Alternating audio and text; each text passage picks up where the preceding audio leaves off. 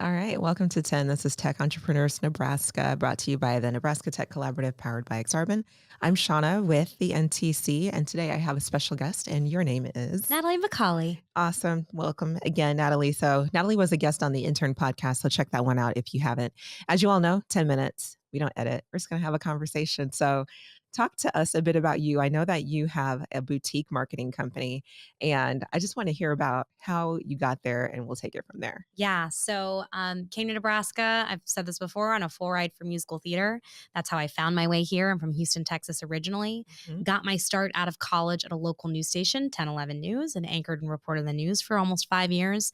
And then went right into the ad agency world at a company called Evil Empire. And I was really grateful to have Andrew Tuzon as my mentor. He was the founder there. Mhm. They sold to FireSpring in 2018. Great company. It's a great company. I love Jay. I just wasn't quite ready to go work for someone else. Yep. You know, I'd gotten a taste of the entrepreneurial life working side by side with Andrew as the head of sales at that company. Mhm. So I started Oh Hello now 6.5 years ago. And wow, what a wild ride it's been. And I found my way into Oh Hello because when I was at Evil, a lot of the problems that I saw companies were having is they didn't have a brand. Right. We would do their digital marketing, but they had no idea what they stood for, what their values were, who they were, what their brand represented. And so I realized, well, we need to start Oh Hello, which is going to focus on collectively helping these companies go from a company into a brand and Mhm. doing brand development services like visual identity and strategy and positioning, and then ultimately adding in web design and development and all those other digital marketing services. Fantastic. So, did you start it off as a team of one? I started with two other guys. Okay. And those two guys are still friends of mine to this day.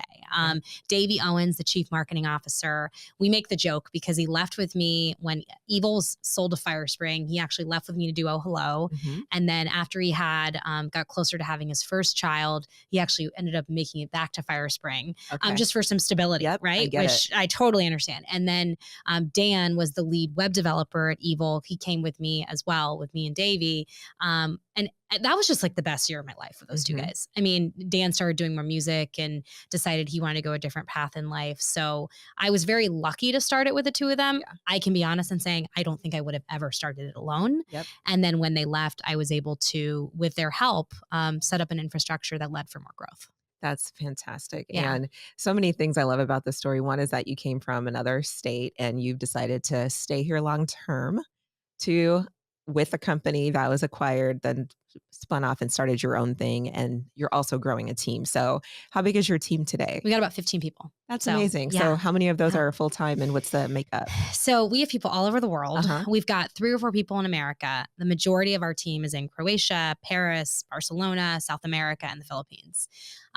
We've been able to curate some amazing talent internationally. And it's Mhm. not to say there's not amazing talent in Omaha and Lincoln, but we have really decided that we're going to hire the brand strategists here locally, right? Yep. Those people are going to be kind of the face and the account managers. But then internationally, we've got developers and designers, and we've been able to find some really great talent. So That's great. yeah. So, where's the majority of your client base? Yeah, all over the country. Yeah. Yeah, we've got some clients in Lincoln and Omaha, but we have Mhm. clients in New Jersey, we have clients in Arizona, we have clients in the Bay Area and California.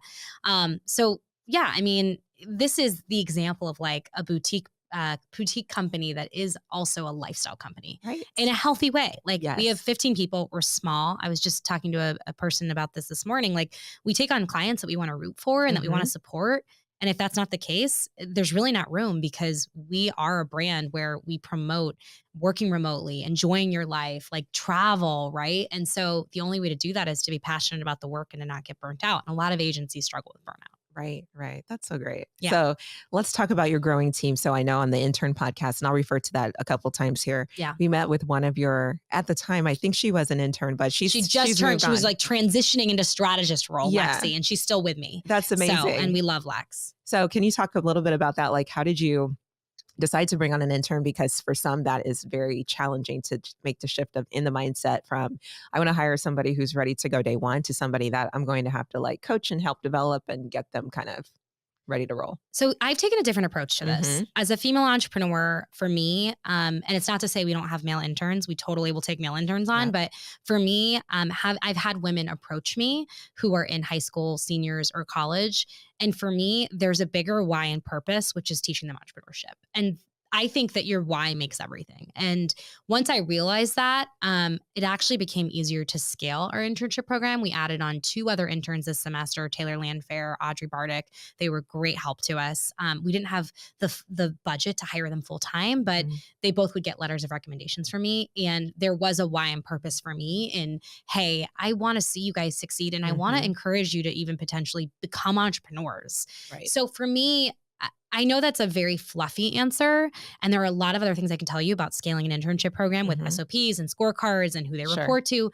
But for me, it's like if you can find like a type of person that you feel drawn to mentoring Mhm. at a young startup where the CEO is often like trying to leverage the intern to help them with so many different things, Yep. I think it makes it more worth it. And I'm in this program. I'm teaching a class that it ends this semester, but it's the NALA program at Okay. Lincoln High What does and that New stand for? American. I might mess this up. It's Okay. New American Leadership Academy. Okay.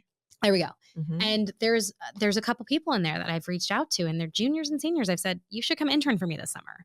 You're really talented. Mhm. So for me, it's about like finding young talent and then understanding their background, their story, their goals, their why. And if they work hard, I am going to spend a lot more time on them. Right.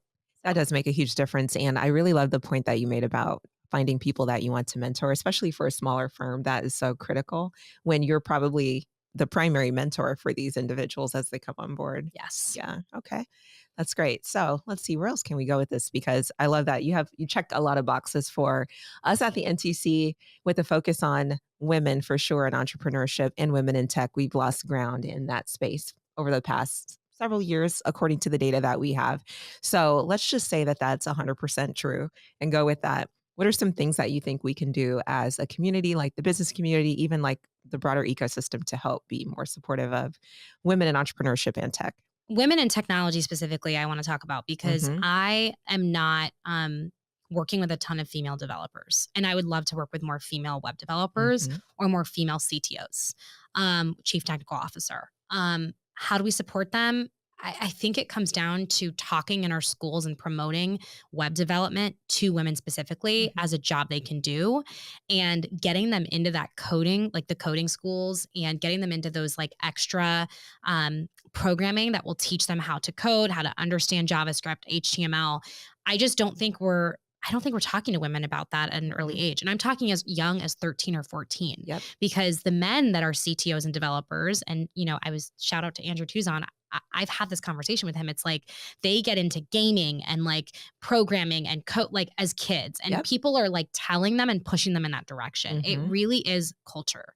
We need to be telling women how much opportunity there is in that space. Right. And even when it comes to writing equitable code, like think Hmm. about that and how tools like AI respond to women using AI versus men. If the men are the only ones like writing the code in the back Right. end, what do you think that the actual output is going to look like? Hmm. And how do we get that to be equitable? So I think a big piece, I've been working with Girl Scouts in Nebraska recently on trying to come up with programming there on entrepreneurship. And I think, that's another area where like I'm not a developer and I wish I had those skills because it's definitely led to me having to hire external talent to manage Hmm. our development team and to develop that. But like I think about programs like Girl Scouts of Nebraska Yep. and I want to encourage programs like that to continue bringing in female talent in tech Hmm. to mentor and inspire those young girls in their programming. So Agreed. And even just like bringing them in as guest speakers to just talk about what these careers look like. I remember, I don't know if I have time. Yeah, I can make this work.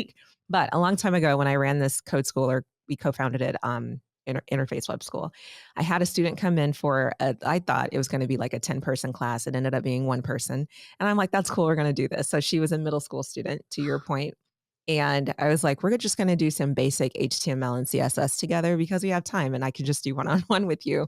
So she was really into colors and design and came up with things that I would not have come up with just through some basic like bootstrap templates. But anyway, fast forward like 10 years later, she's graduated from high school now. She's off doing some like technical design, like digital work, but it all started because someone invested time. And like you, I am also not super technical, but I'm like, I know enough to be dangerous. And then I can also same. point you to resources. But just investing that time in these girls is so important because otherwise they just don't know that these opportunities are available to them. Yeah. So, And like I said, I definitely will take male interns. I yep. think men are amazing, Mhm. right? But I think for me, I am definitely noticing there's just such a big gap. And if I had a female CTO, that would be a really, really fun thing to see in this world. So, Awesome. Well, yeah. it's been great Yeah. having you Happy to be again. here. Thanks so much. Yes.